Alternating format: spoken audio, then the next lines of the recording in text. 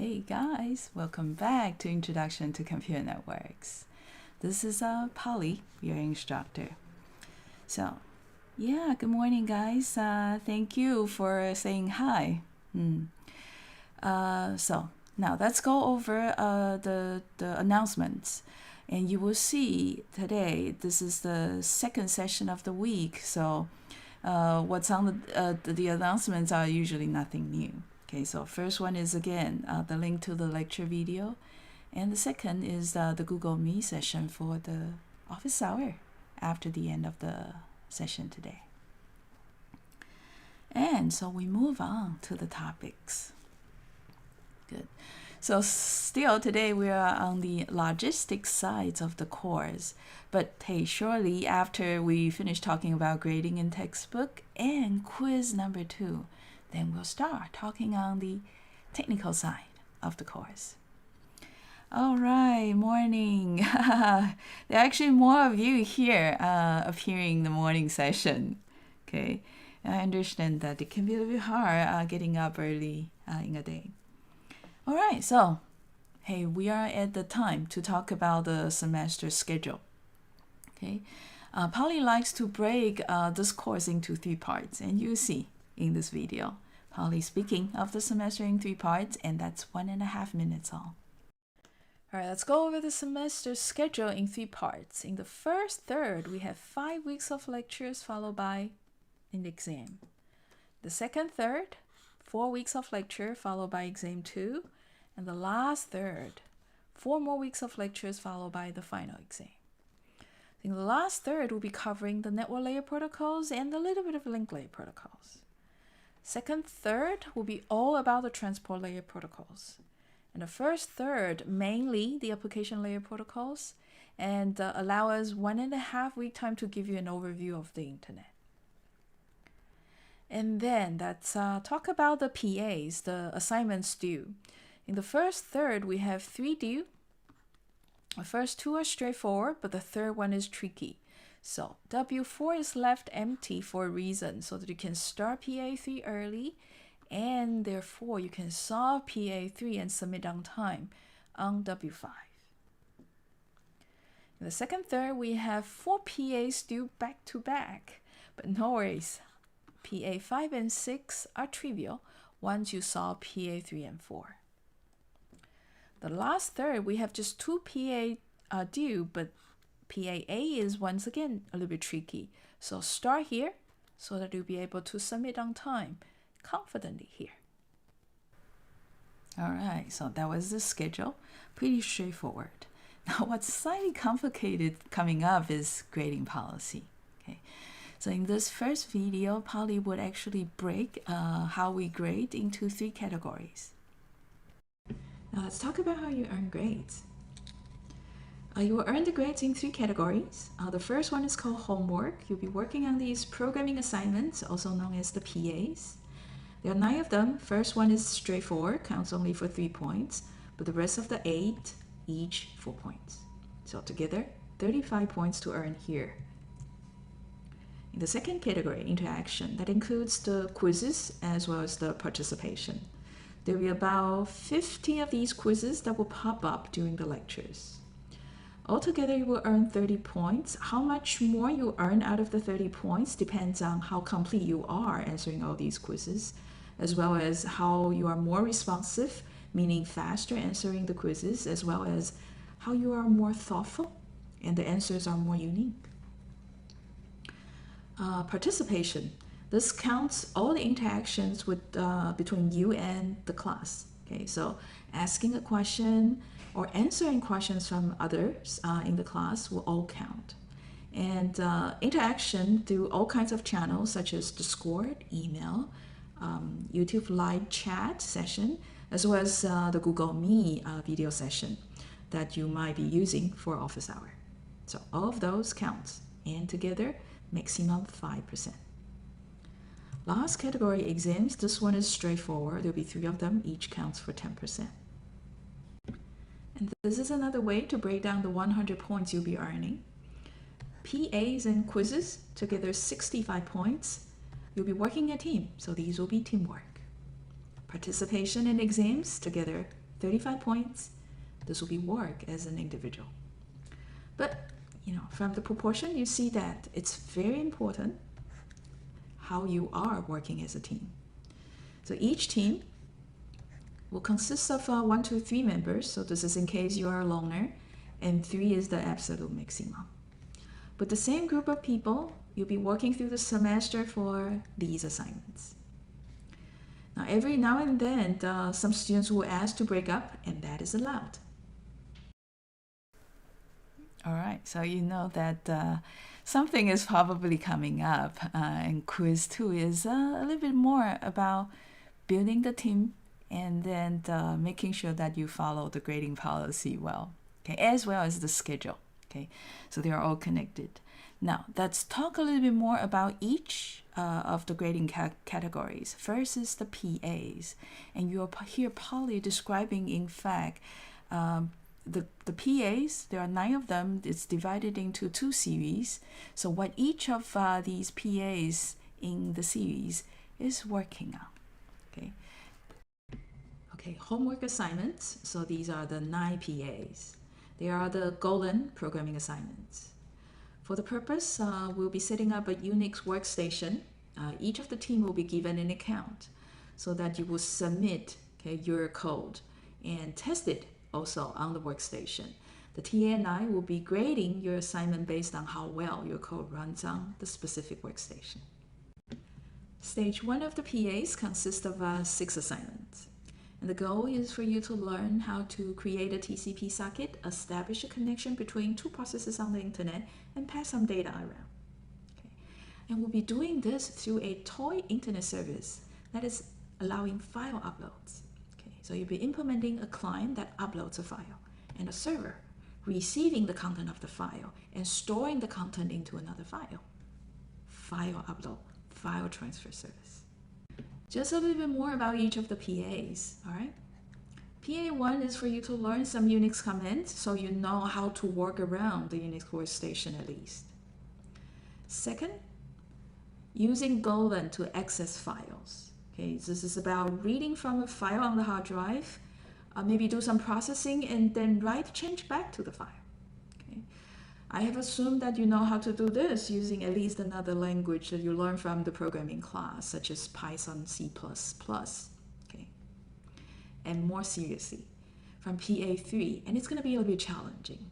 You'll be writing the client side of the file upload service. So your client will create a TCP socket and establish a connection and connect to the socket of the server that the TA and Polly has already set up running on the workstation.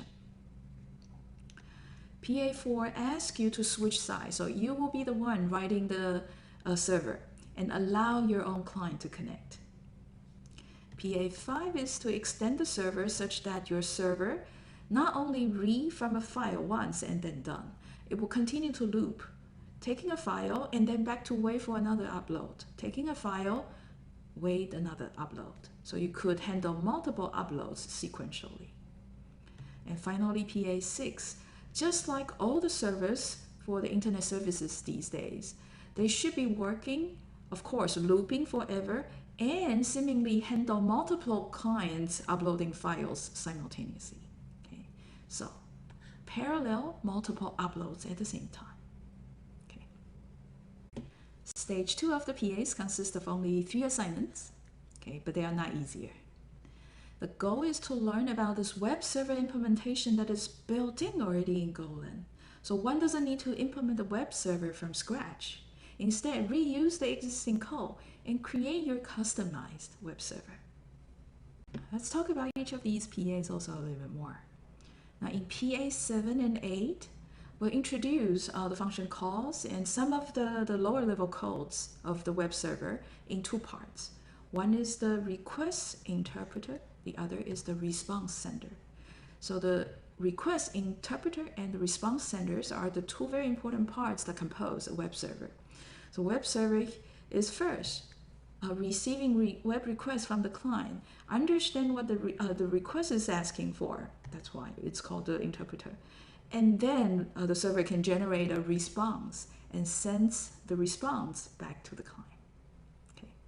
And finally, in PA9, we'll make this web server a secure web server, which is the default standard these days for any internet services. You want your server to be secure.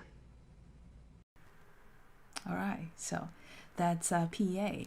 I'm pretty sure that given that description and the PDF files for each of the PAs and the walkthrough videos, okay, taking you through the PDF descriptions, the PA, these assignments are pretty much standalone. You can start working on it as soon as the server is up and your team accounts are available, okay, which is towards the end of the week, all right? Now, the second category of grading, those are about the quizzes. The in-class quizzes, these will pop up randomly during the lectures, and they're related to the topics we're talking about. So for many of these quizzes, you'll be given time to work on during the lecture. So I would advise that you guys establish some sort of channel within the team so that you can have some sort of discussion before posting the team solution on the score. There's going to be a channel on the score per quiz, so it's hard to miss. Now, to earn the grades for the quiz part, you can solve it in class or off class, depending on whether it's take-home or not, and just type your solution up. In one of the quizzes, you'll be invited to speak and interact directly with Polly if you are lucky. Okay. So again, post your solution on the score and do it by Saturday, 6 p.m. Of the week that we posted the quiz. And so it'll be first graded on the completion rate, and that would add to 25% of the semester grade. And 5% will be reserved for those solutions that are particularly fast or thoughtful. So take your time for some of the quizzes, and for some quizzes, you want to be fast. There's a penalty for the late submissions, guys, so be careful. If it's beyond the deadline but within an hour, 10% deducted. If it's more than an hour beyond the deadline but within 6 hours, 20%, and so on and so forth. All points will be deducted if it's more than a day late. Class participation part of the grades. So this is easy. All interaction counts, but be careful. In order for the TA and I to count your participation, you need to let us identify you, all right? So make sure that on the YouTube chat, Discord, or in our emails, or when you join the Google Meet session, you use an ID that is recognizable, similar to your university record name, okay? And so let me and the TA and the other students know who you are. And the participation points will be scaled to the min and max of all the points assigned to the participation part of the grade. So that'll be 0 to 5. All right, so you see that your participation is graded. Therefore, yesterday, when you guys started discovering the score server, I asked you guys to post to change your display name so that it's recognizable for and I can match it up with the university record. So similarly today, right? We started by greeting each other, saying hi, saying good morning. As you can see, if I'm scrolling this down, I can recognize some of you and match it to the university record. Hi, Yasin, I know who you are now. And Ethan's name, okay, I see you are on the record I have. Yu Xiang, and Wang Wang. Okay, so Wang Wang, this is probably your nickname as you usually participate in YouTube videos. But in order for you to score, by doing so, you want to change your nickname back to the name that I can recognize from the university record. All right? So, Caitlin, good. Chen Jie Qi Dun. Ivan, I think I recognize you somehow. You're very interactive. I love that. Thank you. And Andrew. Okay, so Andrew. So I don't recognize you by your name yet on the YouTube. So guys, what you want to know is to let me know who you are so that I can actually count your YouTube participation. All right? So my advice is today is probably too late. Starting from next week, make sure you update your display name on YouTube so that I can match you to the university record. All right? Good. You know what? I kind of recognize you, Ivan. Yeah. So sure, change it back to Sheng Xun, I think, right? It's okay either way, because once I recognize you, then you're good. And thank you, Sheng Xun, for reminding me that there are some bugs on the schedule on the course website. Thank you. So do interact, because that makes things a lot easier for me, because running the course online, the only disadvantage is that I don't get to see you. So I will walk on the street. You guys recognize me, but I don't recognize you guys. That's a big loss for me. But I felt that this way, you guys pick up the material easier for some reason. I know I grew up also attending lectures physically, but I get distracted easy. Okay, I understand that there are some of my classmates who can follow the lectures throughout the semester. That's a lot of effort, a lot of concentration there. It's just not that easy for me. And you know, the whole point of teaching is so that you guys get it. Nah, I get it. All right, I already know it. So that's so the course has been experimental, and you see that teaching is something that you just need to go on for a while to see the real effect. Okay, it's very often that there's some sort of initial excitement, but then after a long term, things get a little, you get accustomed to something, and for some reason things that you are accustomed to gets boring. Okay, so it's human psychology. It's how our brain function. I like to think that usually the way the brain functions in a certain way is for a good thing. Okay, although we don't necessarily like them. So guys, try to analyze more how you feel things. That should help. That should definitely help ease anxieties. Okay, in the process of having back-to-back exams, back-to-back homeworks. Good. Sorry, I've just updated my account. Thank you, Wang Wang. Okay, but it's cute. I think that I would definitely be able to recognize who you are. All right. Yeah, I am not sure whether it's gonna show this in the session today, but next week that should take effect. All right. So quizzes, and so you see, when I talk about the grading policies, you guys all pay attention. Okay, because I do know and I recognize grades are important, just like money is important, universally speaking. Money is important. It's just that when it's beyond a certain point, it's no longer that important.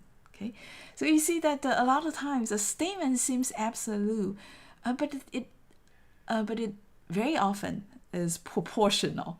Okay, money is important when it's below a certain degree. When money exceeds a certain level, it can be miserable. All right. Okay, yeah, that's a little bit something else at another level. Okay, you will hear also probably chit-chatting a little bit during the online session, just like every professor does. Okay, where are we? We're talking about earning grades from doing the quizzes, doing the online interaction. Good, I see more of you saying good morning. So you're paying attention to the video, which is a good thing. Now, exams. Ooh. Exam is actually the simpler part, logistically speaking. And that is why you guys are all graded by exam, because teaching is an overhead. Grading is also an overhead. We are all constantly looking for things that are cost effective to do. And exam is one of them. So, how are you guys going to be graded by the exams? Exams. There are 3 of them, each 10%. The questions on the exams are all in these Q&A forms. I would advise that you go to the class page and go through some of the old exams to get a better idea. And for this semester, sorry guys, no early or makeup exams, please. There's also a penalty for the late exam submission. So if it's late but within a minute, 12 points deducted. Beyond 1 minute but within 2 minutes of the deadline, 25 points deducted. So if it's beyond 3 minutes, yeah, all points deducted. For every exam, you will receive a score after grading. But you see that in the end of the semester, when we are calculating the semester grades, we'll try to adjust the exam scores because the class average per exam can vary from exam to exam because of the difficulty or because of the length of the exam. All right. So we will adjust such that all 3 exams will align to the same class average. And that adjustment is a simple constant shift. All right. Last but not the least, guys, you don't want to cheat. You can do better than this, all right? But in very, very unfortunate case that we discover cheating behavior, 0 will be granted for the whole semester and the case will be reported to the department and further up to the university. All right, so that's exam, all right? Think about it. You want to be yourself, right? I know you want to, but you are easily consumed wanting to earn higher grades because you are judged and evaluated that way. Yeah, there'll be occasions you'll be judged by your grades, but there'll be more occasions you'll be judged by who you are. And you want people to judge you by who you are. So if at some point you feel that you need better grade, sit down, okay? Recall what Polly says, okay? It's just a certain sort of anxiety, okay? Analyze that anxiety instead of being controlled by that anxiety. Now, a very important part. After earning grades from each of these 3 parts, how does Polly compose and add them up at the end of the semester and assign a letter grade? Semester grade. So we are assuming that a sum of 60 being the passing score for the semester. Okay, but in the end, you'll be assigned a letter grade. Okay, and this letter grade is derived from doing this. Okay, so for each of the categories, you will receive a numerical grade, and we'll sum them up, and you guys will all be ranked by the sum. And some of you will be assigned to the A plus or A minus or B plus class, and the cutoff points may vary from semester to semester. Okay, but the goal is such that the concentration, okay, will be at about A minus and B plus. That's between 3.3 to 3.7. So average is going to be about 3.5. All right. So guys, you have a powerful tool here. Okay, in addition to all these AI tools around, your brain is the most precious, okay, precious resource you have. So analyze, okay. If you feel things that makes you anxious, nervous, hey, think about that. Why? Well, you're underprepared. Sometimes, right? It's okay. You're underprepared. And if there's not enough time so that you can prepare yourself, it's already too late. There's not enough time. Okay, take it easy. Take the final result. Okay, accept how you are not that good managing time, and instead try this.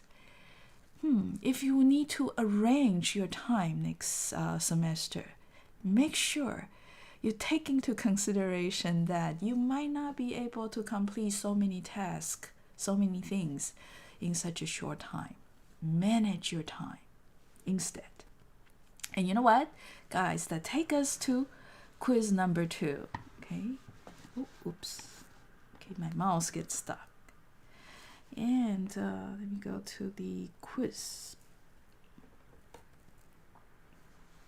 So this is quiz number 2. Guys, In quiz number 1, I ask each of you to go somewhere to say hi, right? That's individual effort. But starting from quiz 2, as I also talked about in the grading policy there, you guys will be forming teams, okay? And there will be more than 50% of the grades you earn as a team. So I ask you in quiz 2 to form a team and then answer a few questions, okay? So first, let's go to the whiteboard. Oopsie. The whiteboard is still showing something strange, and I don't know why. Okay. You know what? Let's go to the quiz mode. All right.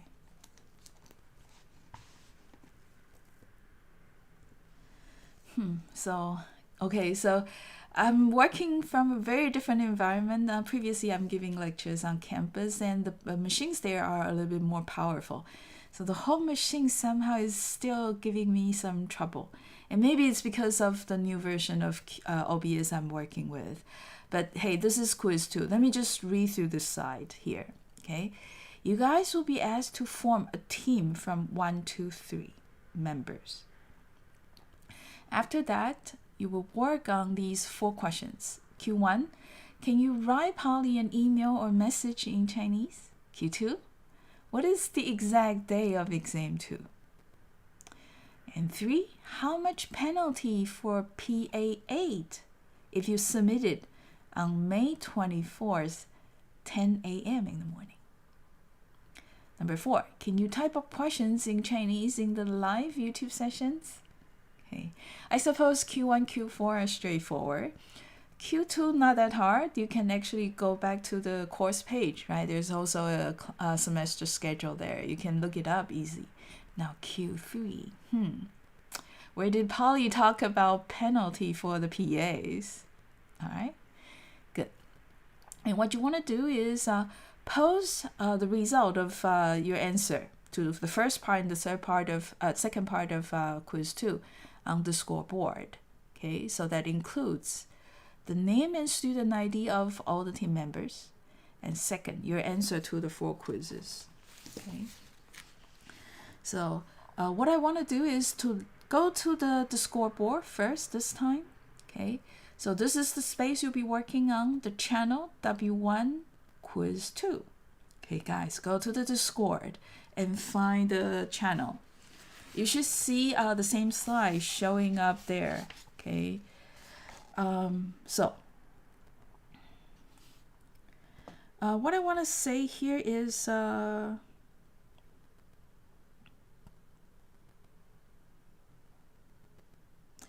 you want to form a team, right? How are you going to do that online? So recall up here, we do have a random channel.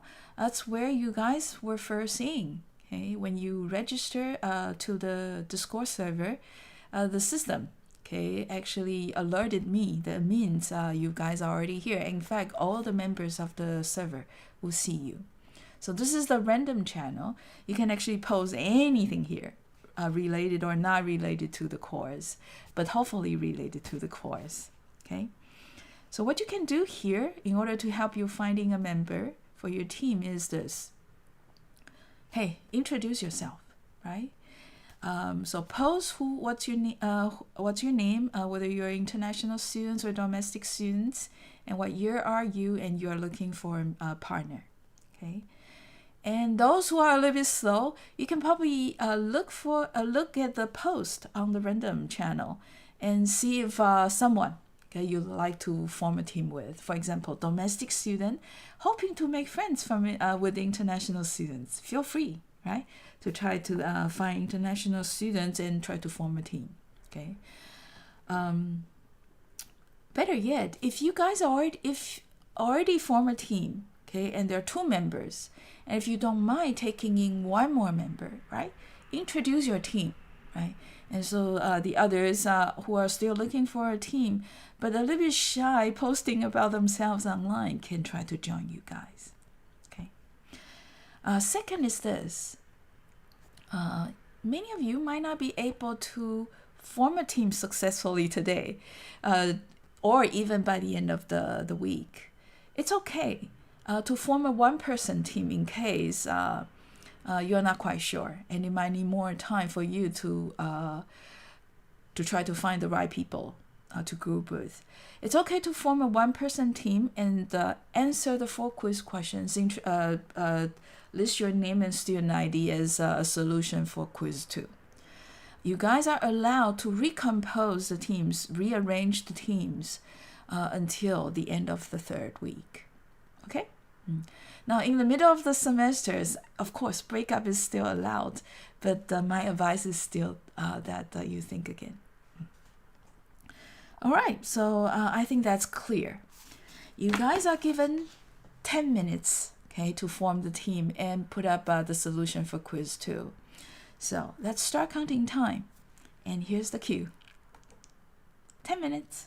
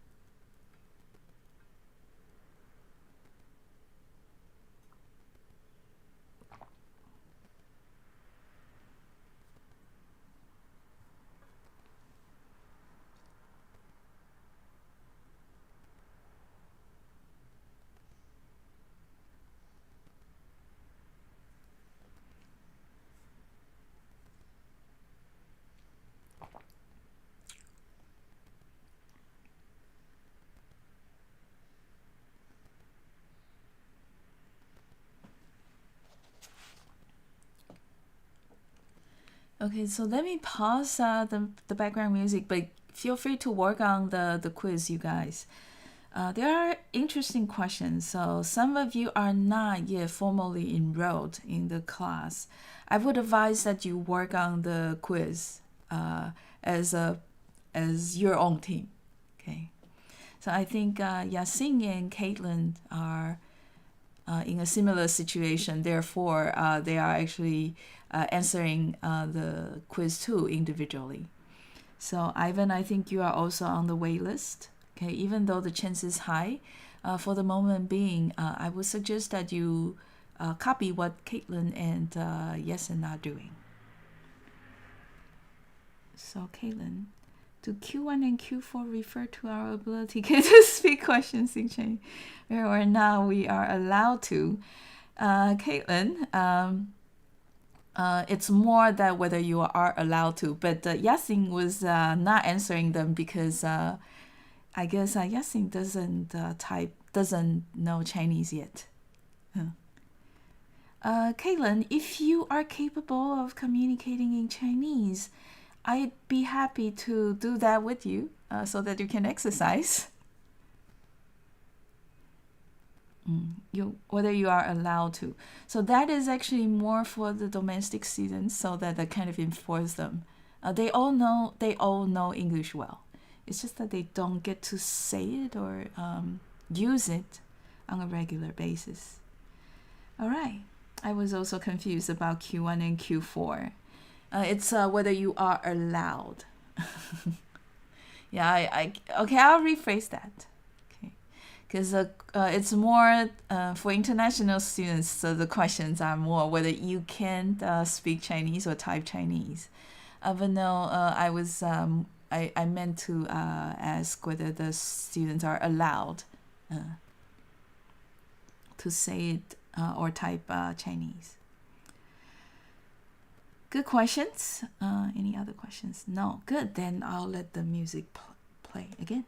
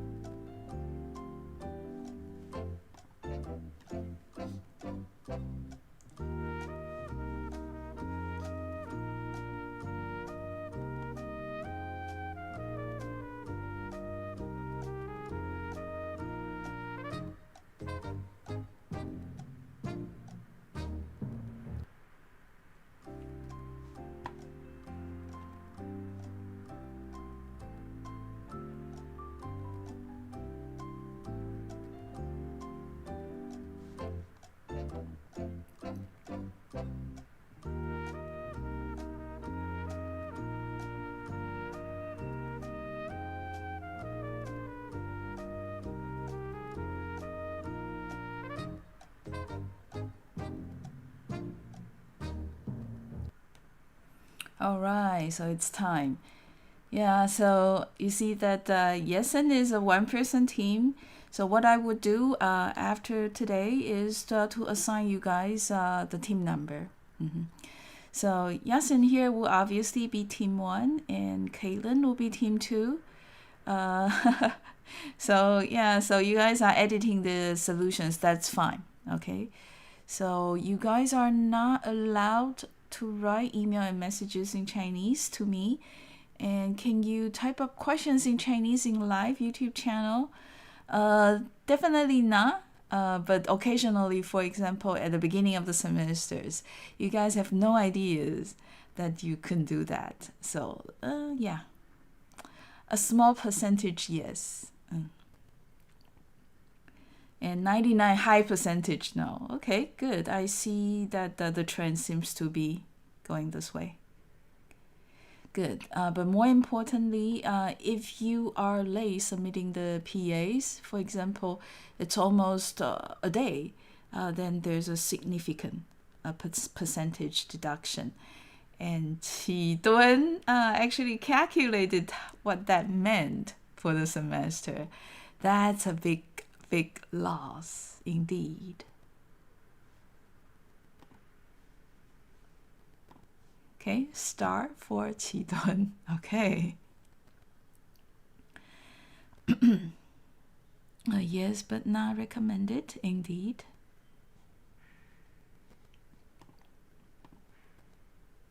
So generally, when you see there's like a acknowledgement, some sort of emoji underneath your solution, you're sure that Polly has checked and approved, okay, of your solution. And in case Polly sees something in your solution that requires editing, I will let you know. And if there's something that's missing or minor, Polly would just, not care much about that. Okay, well elaborated. BC, take time. Interesting. Yeah. So maybe there's something you want to say in Chinese. Just plug it into any AI tool or translator, right? It's actually easy to ask questions in the language of the class. Anyway, very good. Went out of words. Ethan. Good to know that you go back to the first lecture video. So Polly actually talks about the English policy in the feature part. Okay, and I guess some of you are discovering where the lecture is a little bit late. So what exactly is the language policy might be a little bit fuzzy. See. Very good. And I guess some of you have already formed a team. Maybe it's because that you guys know each other already, and some of you are still in the one-person team. I guess the load of the class is not that high, so it's okay to work alone. Sometimes it might be easier, especially for the introverts. Okay, it might be an easier thing. All right, good. We do have substantially more teams this semester based on what I'm seeing now. Yeah. But it's okay. For the first week, I suppose there'll be more teams submitting solutions, but later on we'll try to merge and keep the number of accounts alive, a little bit more compact. Good. Now let's come back to the lecture. Good. So that's all that we will talk about logistically, and starting from this point and on, technical. More about the internet. And so the first thing we will do is to give you an overview of the internet. And Polly is going to first start by talking about the physical components, and that will be the INET physical view topic. In the next topic, INET service view, that's more on the software or the design of the software. Okay, that's the INET service view. And right after that, quiz 3 is coming up. But you know what? Okay, let me give you the physical view and we'll take a break. Okay, it's now 11:06. We should be able to finish this video. The physical components. To start talking about the physical components, Polly will introduce a very small scale internet. It's a little bit random, but it represents the internet in a much smaller scale. Okay, and I'll start by talking about the things that I draw on that example, and then gradually classify these physical components into 3 parts. So this is the video. It's a little bit long, 5 minutes. Now, what is the internet? So this picture that I'm showing is a very coarse-grained view of the internet, where you can kind of see that this part being the ISPs, okay, internet service provider. All there are in these ISPs are just these cylinders with the cross, okay, indicating that this is an exchange. So ISPs, the machines in there are mainly there to do data exchange. And then you guys are here, most of you guys are here. In NTU, NTU is an institutional network where you might be accessing the internet through wireless AP, so this is Wi-Fi. Some of you might be sitting in the dorm and having wired connection, having a PC accessing through wired connection. And some of you might be sitting at home, then your laptop connecting to Wi-Fi AP, and then connect to your ISP, and then to the rest of the internet. Now, some of you might be sitting in a cafe. That would be nice, I know. And then you guys are probably accessing the internet through your 4G network and watching the video on the laptop. That is a mobile network there you are accessing, or you can just call it wireless network if you want. Okay, so this is just saying that there are a number of different ways, a number of different kinds of access to the core of the internet. Now, in a little bit more detail and give you the full nuts and bolts view, so meaning the components. So first of all, you see the entities we're using as users are all these, okay, computing devices, PC, server, wireless laptop, smartphones. Okay, and these things are called hosts, or more professionally, end systems. Okay, we don't just call them systems because there's one common feature among these spatial hosts. They are all kind of sitting at the very end of this huge internet. Okay, end systems, very edge of the internet.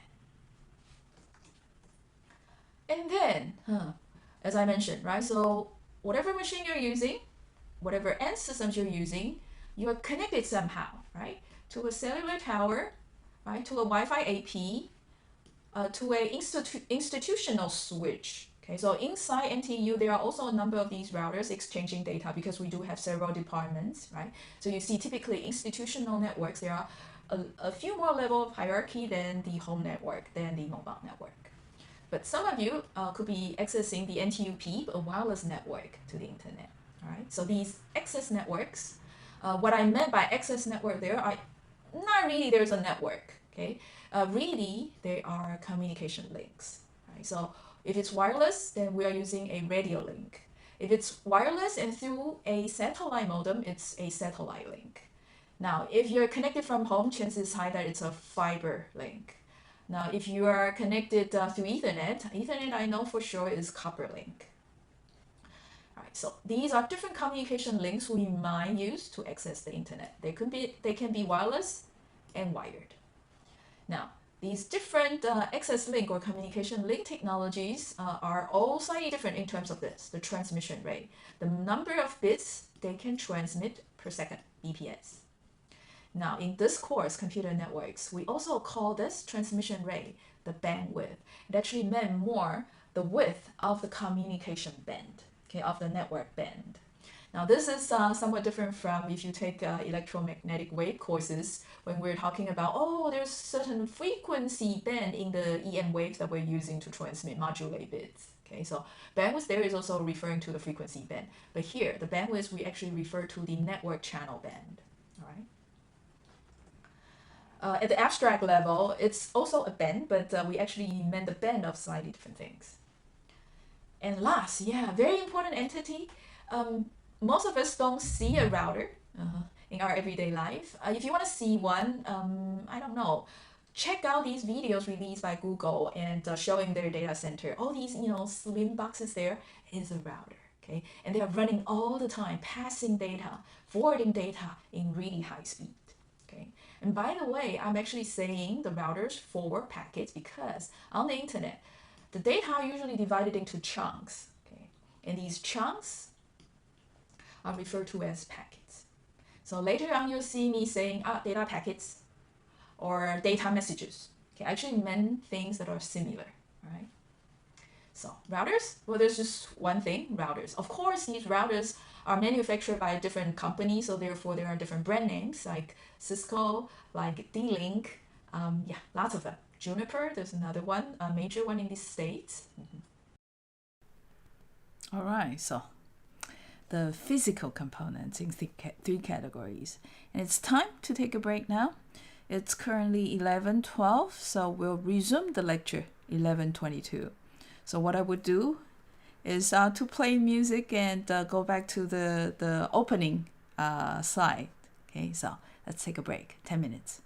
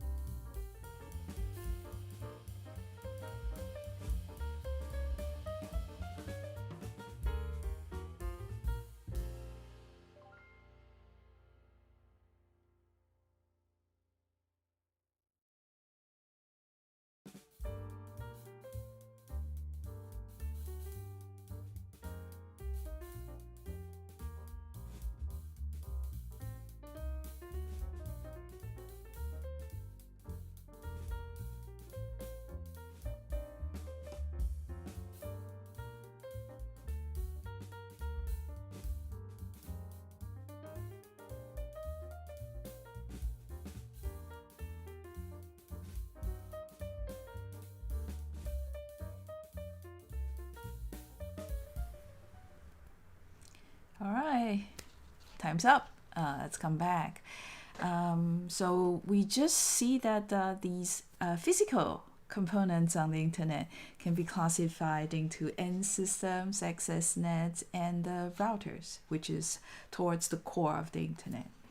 Now, in that example, what you see are computers, servers, cell phones.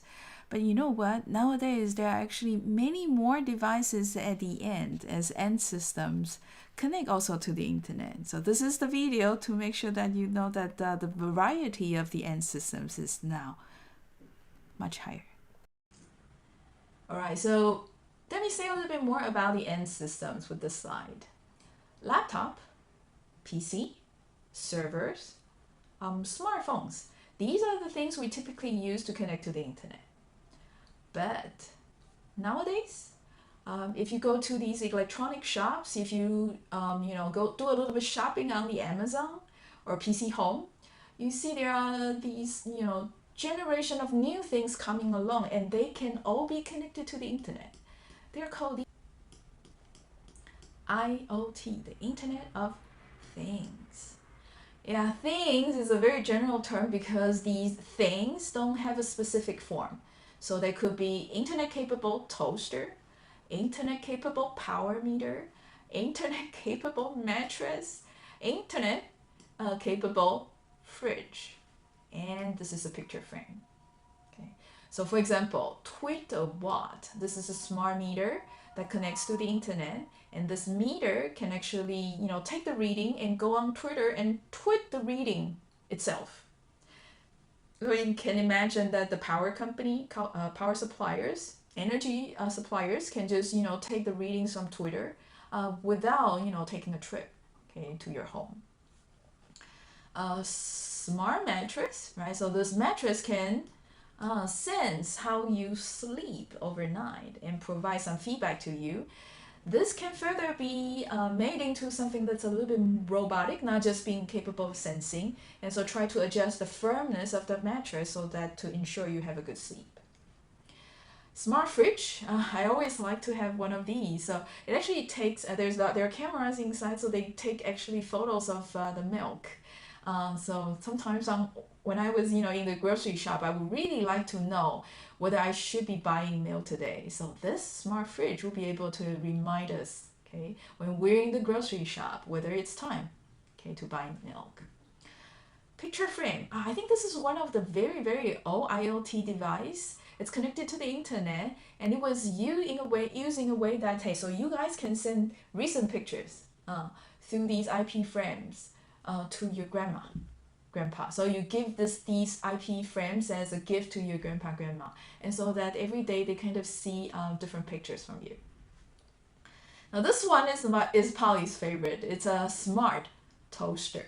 So what it does is that it will go on the web and retrieve the weather, okay? And so when you're making the toast, you kind of burn the mark corresponding to the weather today. So as you're eating it, you know the weather seamlessly, okay, without needing to check on the web. Nice, isn't it? All right, so end systems, very diverse. And the last video about the physical components, just that after you have this physical infrastructure, on top of that, we still need to run software. And these softwares are all programs such that it's based on a certain rules of communication. And those rules together is called a protocol. And from the example you saw in the previous video, there's a loose hierarchy somewhere. Okay, so this video is just to conclude the physical components, physical side of the internet. And so those covers kind of all the components that's composing this very coarse-grained internet. But on top of the physical structure, there are also these rules, okay, that's controlling sending, receiving of the data, right? Such as, this is probably the third time that I talked about this term, TCP.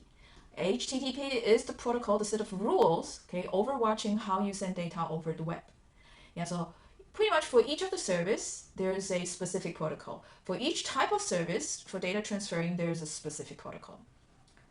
And so you see, in general, the internet is a network of networks. So this is what? A network of a sub-network, right? So institution network is a network, home network is a network, global ISP forms a network, regional ISP forms a network, and the internet is actually the bigger network of all these smaller networks interconnected each other.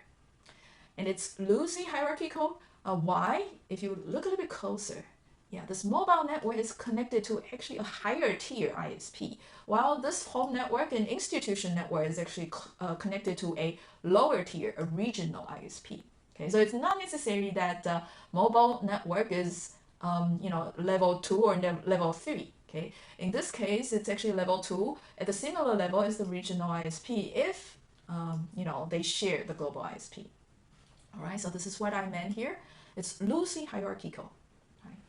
And there are parts of the internet being public, okay, meaning everyone involved, okay, in the society, in that region, okay, they will try to donate and to take part in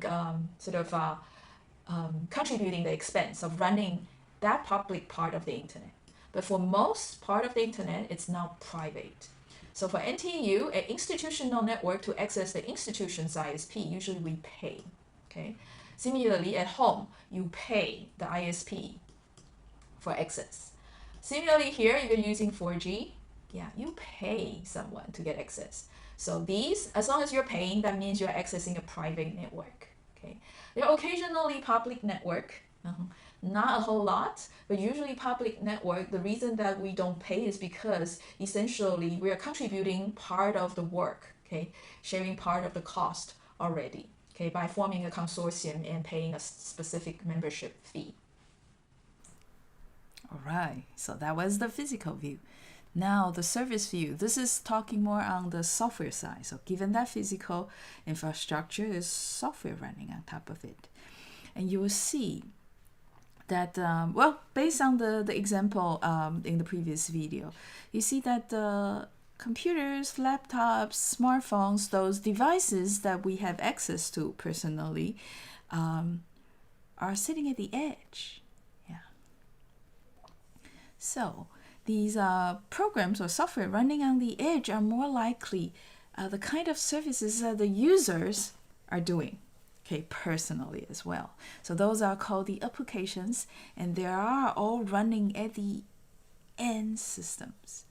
And so application software is actually at the very top of the software hierarchy, because right above that is what? The users. Okay, and the lowest level is actually interacting directly with the hardware. So think of it this way. And so in this next video, you will see that the applications, there's going to be a high diversity of these applications that individual users are using. But as the application demands come, so there's certain layer inside there in the whole software stack needs to do the delivery of the messages. And that's common across all the applications. Okay, and the internet offers multiple level of services to deliver these messages. Okay, so that's what this video is about. Now the service view. Okay. To explain, we've learned, right, the nuts and bolts that's composing the physical internet. That is the communication infrastructure to allow us to actually have these applications sitting at the very top at the first place. But the communication infrastructure on its own will not be allow us to send data really that freely. So we could do surfing, we could send emails to each other. Between the apps and the infrastructure, we still have a number of these communication services defined by these protocols. Okay, that's running on each of the devices, running in these routers. Okay, so there's a software component, a service component there as well. Now, two major classes of services that are provided by the internet are these: reliable data delivery versus the unreliable data delivery. Okay, so internet, essentially, it's not just a physical infrastructure, but also an infrastructure with software support so that we could run all sorts of distributed apps on top of the whole thing. There's just one thing I want to clarify. For unreliable data delivery service provided by the internet, a lot of times we just call them the best effort service. Yeah, I know it's a little bit counterintuitive because reliable data delivery is obviously better than the unreliable data delivery. Okay, so why calling the unreliable service the best effort service? Yeah, take note here. We're saying this is best effort service. We're not calling it the best service. Yeah, this is a kind of a polite way of saying that, hey, there's no guarantee. If you recall cases where your friends asking you for favors, but you know, are not, you know that you don't have time for it already. So a lot of times what you say to your friends, right, politely, is, I'll try my best. Okay, so that's what we meant here, calling these unreliable data delivery services the best effort services. All right, so Polly is also trying her best. All right. Next, let's talk a little bit more about these software. So these softwares are all designed based on certain communication rules between the end systems, or between the end systems and maybe the routers in the middle. Okay, so a set of these rules form protocol. Okay, so in this video, you will see Polly showing you examples of protocols. So you see that, yeah, computers, when they're communicating, there needs to be some rules defined. Similarly, when human beings are communicating, there are also rules designed. And pay attention to this video, because right after that, it's quiz number 3. This is so that I can impress you more about this term protocol. It is a slightly more formal way of calling a set of rules, okay? Calling a standard way of parties communicating with each other, all right? So 2 very simple examples I'm giving, and you know, as analogy to another. One on the left is a human protocol, okay? One asking for another person for information. The other is an internet protocol. One end system asking another end system for information. So you see here, very often when Alice wants to find out what is the time, she says hi, right? And then maybe a friend here catching, you know, Alice needs a bit help. Bob says hi back, okay? Showing that, okay, what do you want to know? Alice says, have you got time? And Bob provided the information that Alice is looking for. Similarly, we as users might be sitting in front of a desktop using a web browser trying to get the content from this URL. So yeah, that browser sends a message to the web server that holds the content.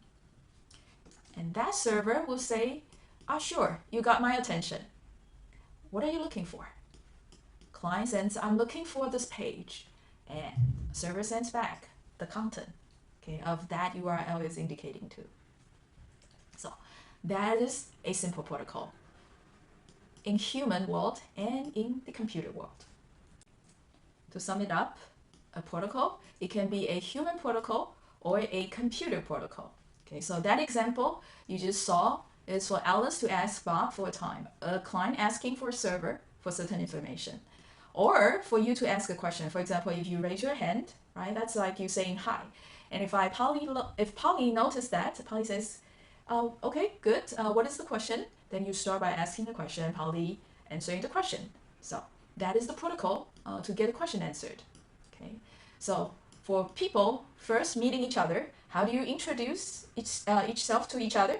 Yeah, so there are specific protocols that allowing human to communicate with each other. Okay, so they are usually involving specific messages and specific actions taken after the messages are received, right? And then so on and so forth. All right. You know what? That's very similar in the computer network. Okay, and the parties involved are just simply replacing humans with machines. Okay, and so all these communications happening in the computer network, okay, are governed by these protocols, where we define messages being exchanged and the orders of them being exchanged, and the actions each of these computers, each of these entities, okay, need to take after receiving certain messages. All right, that takes us to quiz number 3. So pay attention, and if you recall, messages defined, and these messages will be transmitted in a certain order, and after receiving these messages, usually there will be actions triggered. All right, so 3 elements of a protocol. Now, quiz 3, however, is for fun. Okay, this is just so for you to. This is just so that you exercise how you define a protocol. Once you exercise this, then that you know what the protocol means, what a protocol is. Okay, implicit or not. Okay, so this is our quiz 3. Let's go to the whiteboard. Polly has fixed the problem. By the way, the audio capture of OBS crashes from time to time. Glad that I spent some time debugging the problem yesterday. And what's new today is that the screen capture also crashes. Okay, and probably discovered that during the break. And so now we can dribble on the whiteboard. So this is quiz 3.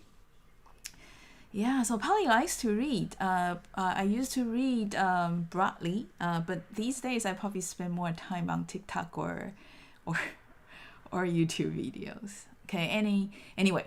Okay, so this is actually a news. Okay, from the editors of Wall Street Journal, but 10 years ago. Okay, and the article is about how delicate the protocol of hugging can be.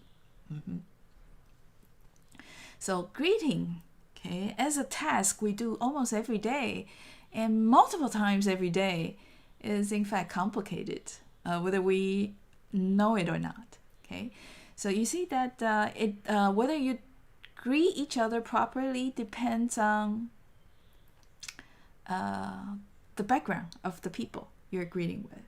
So Americans like to hug. Latino Europeans like to kiss or do the touches on the cheeks. Europeans too. It's just that sometimes it's tricky whether you do it 2 times or 3 times. And Japanese bows more often in formal occasions. And most of us shake hands.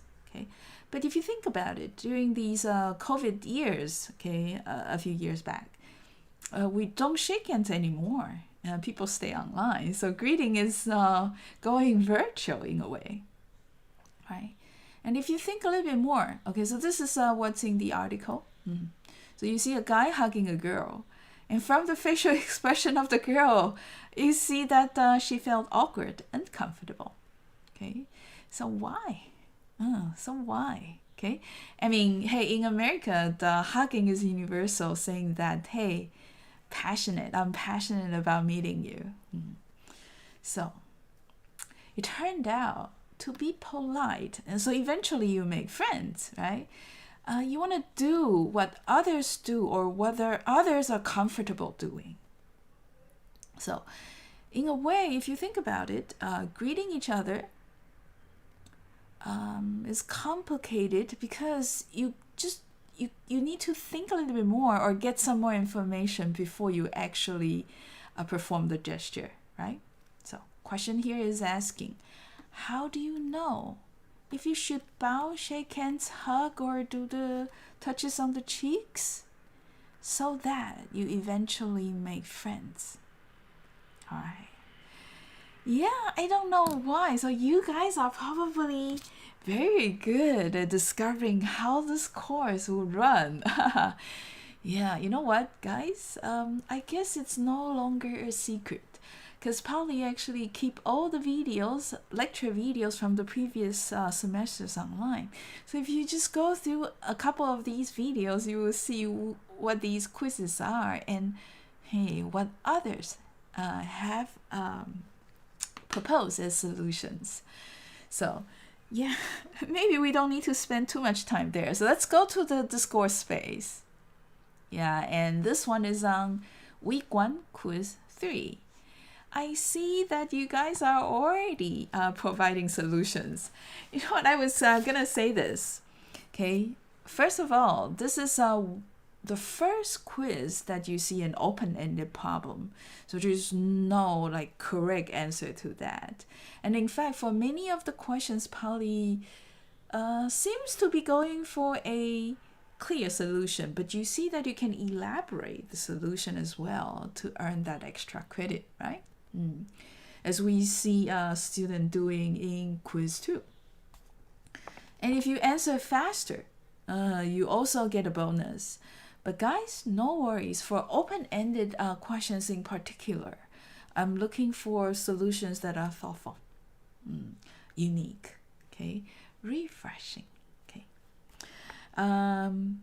So my advice in terms of working on an open-ended solution is that you try to establish some sort of chat channel between the teammates, and you might appreciate having teammates for this quiz, right? So you collect their opinions, and then you can mix and converge. And usually the teams with more members or having different perspectives come up with solutions that are more well around. That's why I collect you guys' feedback, so that my slides are more well around, more thoughtful. Okay, so guys, let me still allocate 5 minutes. Okay, I know that some of you would like to come up with something that's genuine to themselves. Okay, so 5 minutes. Okay, keep thinking for 5 minutes. Allow you some time to post the solution on board. And for the moment being, let me start playing the cue. 5 minutes.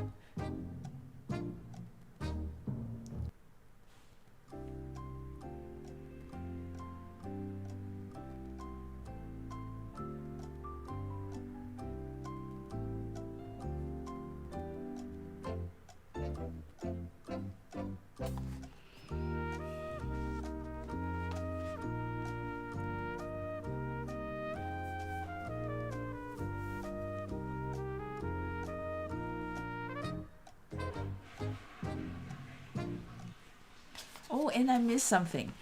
From this point and on, in fact, from quiz 2 and on, if you are in a multi-person team, pick one as a representative to type up your solution. Okay, so that will save the effort from the others. Okay, so let me go back to countdown.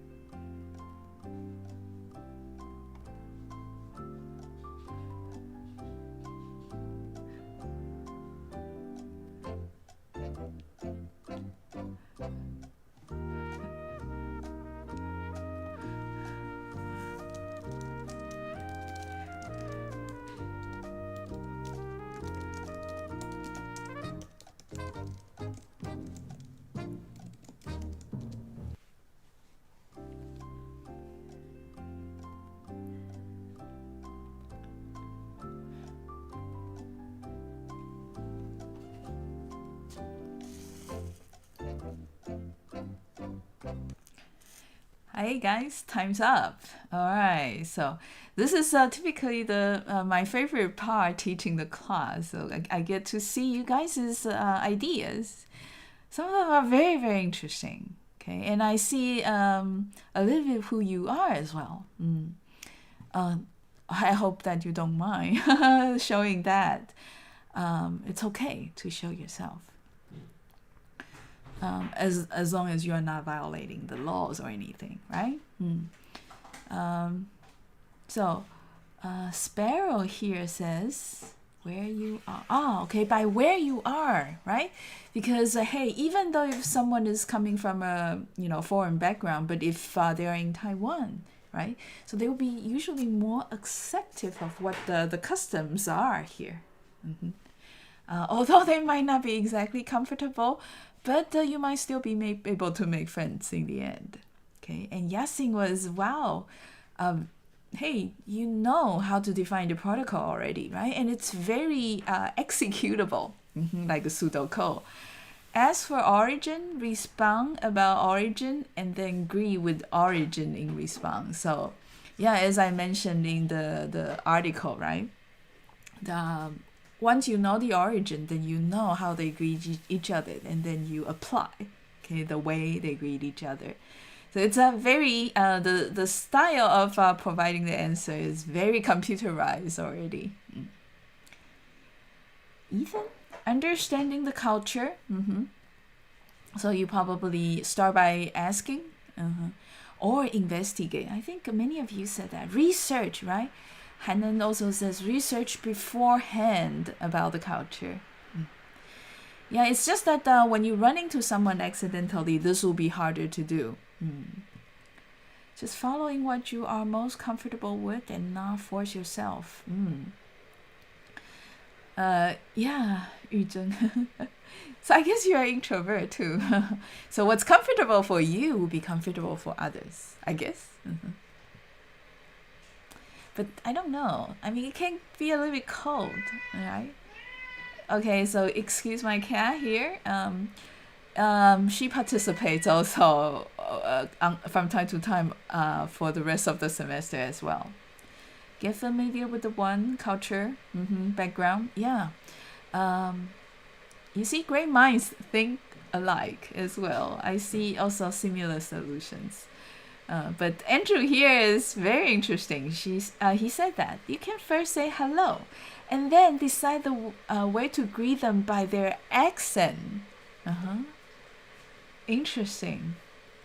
Well, you see, recognizing accent is a special skill already. But this is very interesting. So unique solutions such as this earns extra points. So, hey, hedgehog. So, we won't have time to go over all of you guys' solution, but definitely walk through each other's solutions and see if you can learn something, okay? And Polly will be spending time off class and try to finish all the grading. And from time to time, okay, I check also the live chat as well. All right, so let me see. Let's go back to where we are. Good. So we were in the service view. Let's check out the questions here. So Yixin was asking, may I ask where to find the background music after break time? Yeah, it's from a TV show called Jeopardy that I enjoy watching when I was younger. I can tell you more, Yixin. I'll probably post that in random, okay, on the scoreboard. Qianru, may I ask whether this quiz should be answered as a team? Qianru, yeah, thank you for that question. I think I saw your question, therefore I added. For this quiz, you guys answer on a team basis. In fact, from quiz number 2 and on, you guys answer on a team basis. Yasin, I think she mentioned the team should choose a representative. Thank you for helping out here, Yasin. Thanks. No worries. Okay, done. And you know what? We get to move on to the next topic. No, well, let's come back. Let me play a wrap up video of chapter 1.1. This is the last video, okay, for chapter 1.1, the super high level overview of the internet, because the rest of the internet is going to be a more detailed overview of the internet. And this video is to wrap up, but it also serves as an outline for the subchapters coming up. Now to wrap up, what have we seen so far? Yeah, we do have these hosts or end systems where we run applications. They are sitting at the very end, very edge of the network. And these end systems connects to the internet through the access networks or communication links. They can be wired or wireless, okay, and through different kind of physical technology, physical media technology. And then finally, reaching the core of the internet, okay, which are essentially interconnected routers. Okay, and with all these together, we see the internet is a loosely hierarchical network of networks. All right, so this is the internet. So, and you can imagine, okay, the topics coming up. Wait a minute. Oh, sorry. The topics coming up is exactly following that order, okay?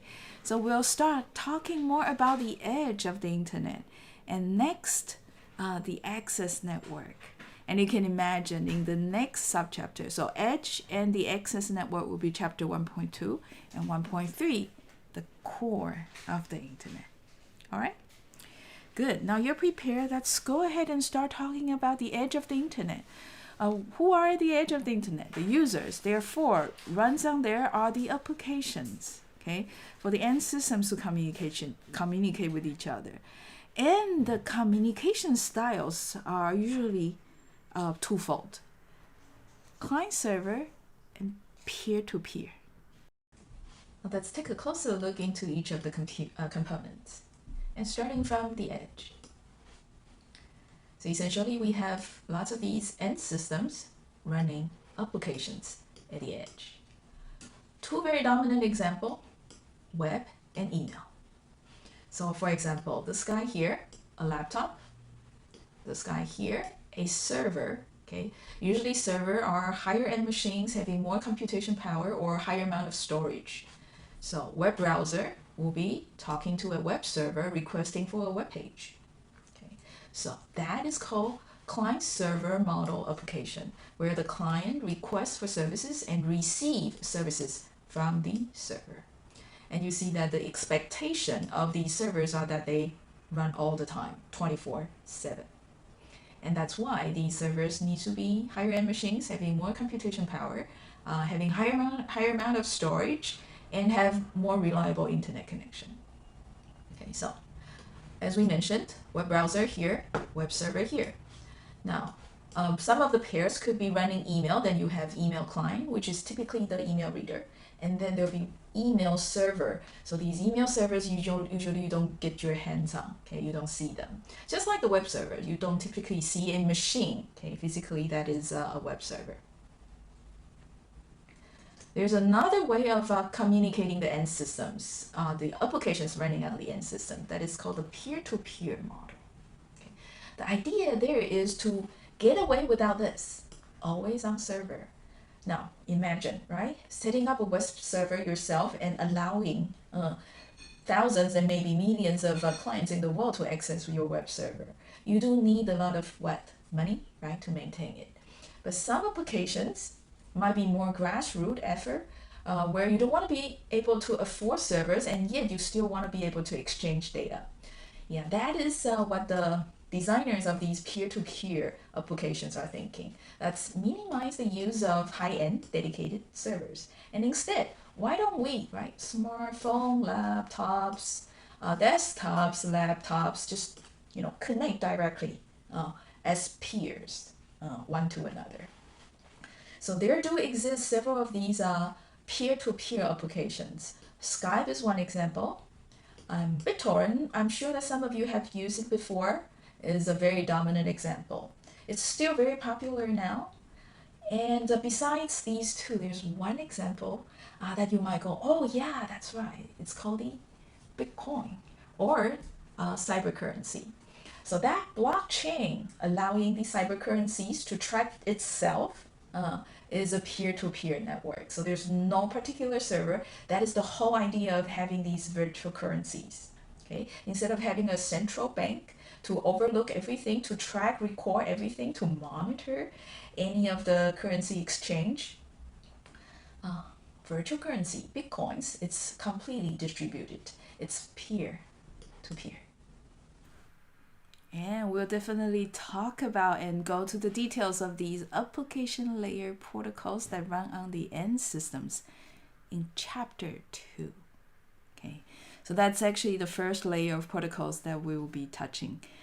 And now the access network. So we were talking about the end system. That's the very, very end of the edge. Part of the edge is the access network. That's how these end systems connect to the core of the internet, right? And you see there are 5 of them in the title. In this video, you will see how Poly classify these 3 types of access networks into 3 categories.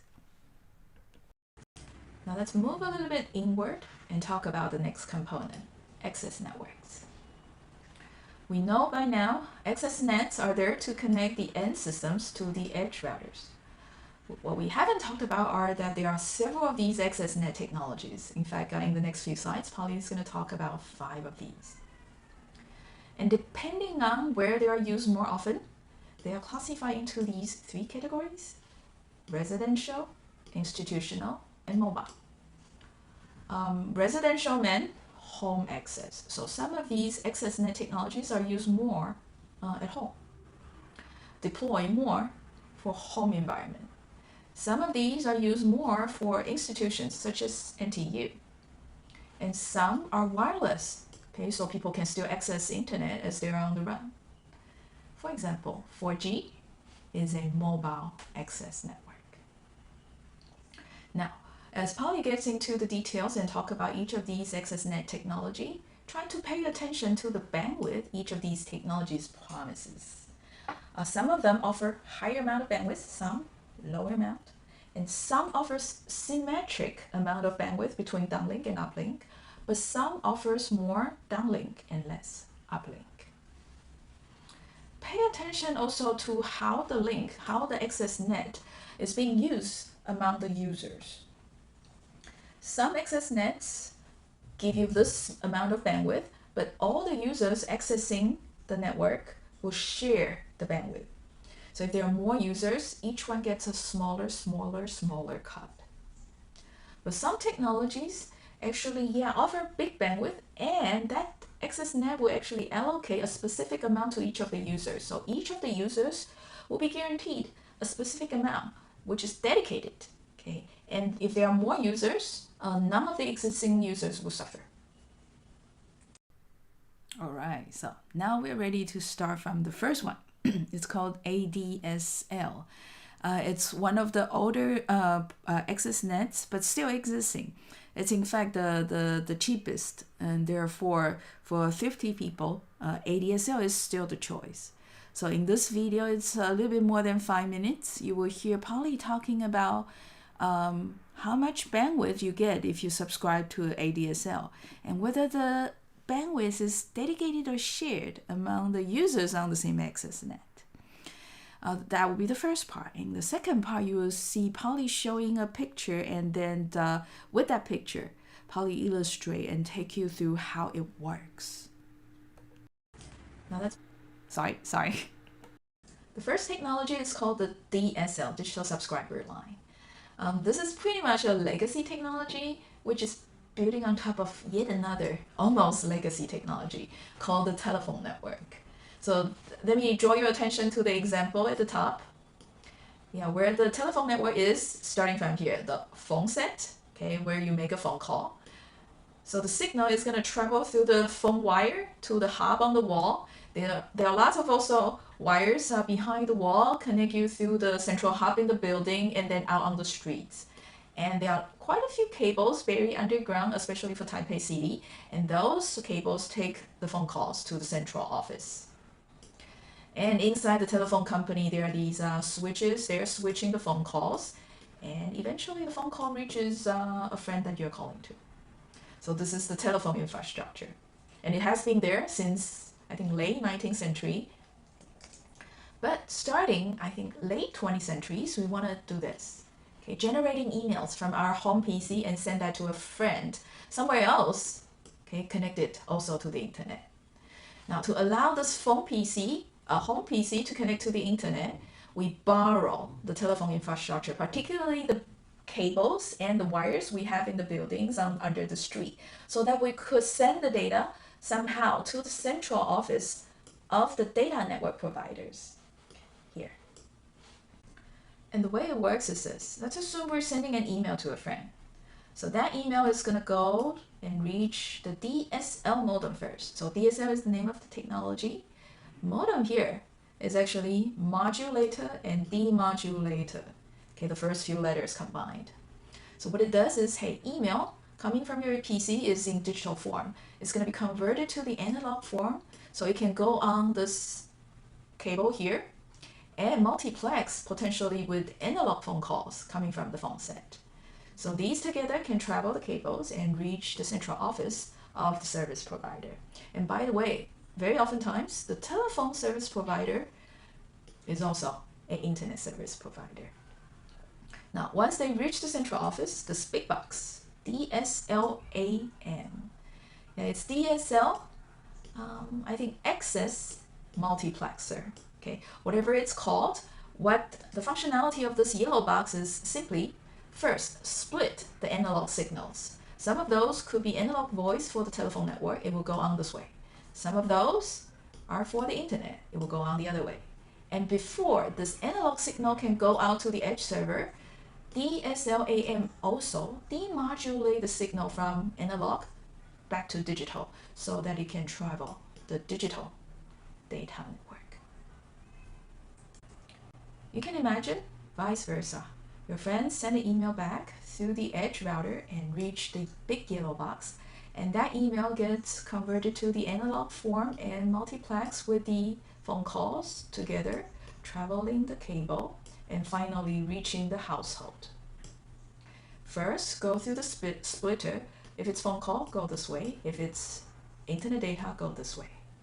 Now, at this point, the internet data is still in analog form, so modem here demodulate from analog signal to digital, and therefore you get to read your friend's response. Now, if you think a little bit more about the yellow box, what it does is essentially what the blue and the green box are doing combined. Modulating and demodulating, multiplexing and demultiplexing. What is a little bit tricky there is so that how do we do the modulation right, and how do we do the multiplexing so that the voice and the digital data will not interfere with each other. And that is done and achieved by, by splitting the frequencies of the EM carriers. So what how we are sending data or in analog or digital form is that we are modulating these signals onto the EM wave carriers. So we modulate the analog voice to this frequency band of the carriers, and upstream data to this frequency band, downstream data to this frequency band. And they are mutually exclusive, therefore they won't be interfering with each other. Okay. So phone is going through the 0 to 4 kHz frequency band, and upstream data 4K to 50 kHz, downstream data 50 kHz to 1 megahertz. So you see that the downstream data is using a wider frequency band, and so not surprising. Upstream bandwidth only 1 megabits per second, and downstream we get 80 megabits per second. The last about DSL is this link here. Yeah, this is one link per household. This is very dedicated, okay, between the central office to the user. All right, so that was ADSL. Interesting, isn't it? I think at some point you guys have used it, okay, in your life. So finally you get to know how it works. And you know what? It's already 12:08. So at this point, I would actually check on the live chat and see if there are questions. And turned out that we do have one. If we have a whole set of DSL equipment and a telephone address, could we still try to use telephone wire to access internet using our PCs nowadays? Or it requires certain services by CHT? That's a good question, Yixin. You will need service by CHT because of the telephone network. Even though that many of us don't use the wired phone anymore, but it's still managed and controlled and administered by a major ISP. So CHT 中华电信 is one of the major ISPs here in Taiwan. So unfortunately, Yixin, the answer to your question is negative. Even though we have some telephone wires and we have access to the internet, but unfortunately, without the telephone network, you won't be able to send data through. So I guess what you want to say, what you want to ask is that maybe there's we work with the internet ISPs. Can we bypass the telephone ISPs entirely? But you see that from your home to the internet ISP, there needs to be some cables. We do have, you can find these telephone lines, but on top of these telephones, you also need to have those multiplexer and demultiplexers and splitters and mergers. And those, unfortunately, are still managed by the telephone ISPs. Okay, unless your ISP, unless your internet ISP has can handle also phone modulation. Unless on your end you have a phone modulator and you have also the resource to connect using telephone wire from your home to your internet ISP. You see the where the challenge is, right? You see. Yeah, so it's just that how you manage to run that wire, okay, between you and your internet ISP. How can I access the quiz? Hi, Jonathan. Okay, so to access the quiz, you need to join the Discord server. So let me try to conclude the session today, and feel free to stay on for a little while, Jonathan, if you have questions, since that you figure out how the lecture runs and you know the YouTube session. So you stay online and I might be able to address your questions if we interact a little bit more. And with that said, I say that's all for today and I see you next week. Bye. And don't forget to say goodbye to each other. Bye. Yeah, sorry. You see all kinds of background noises here in my house.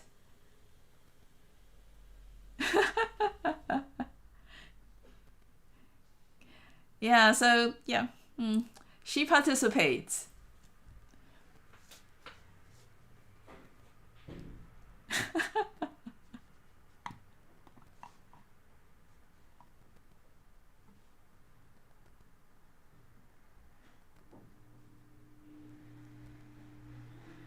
And she says goodbye too.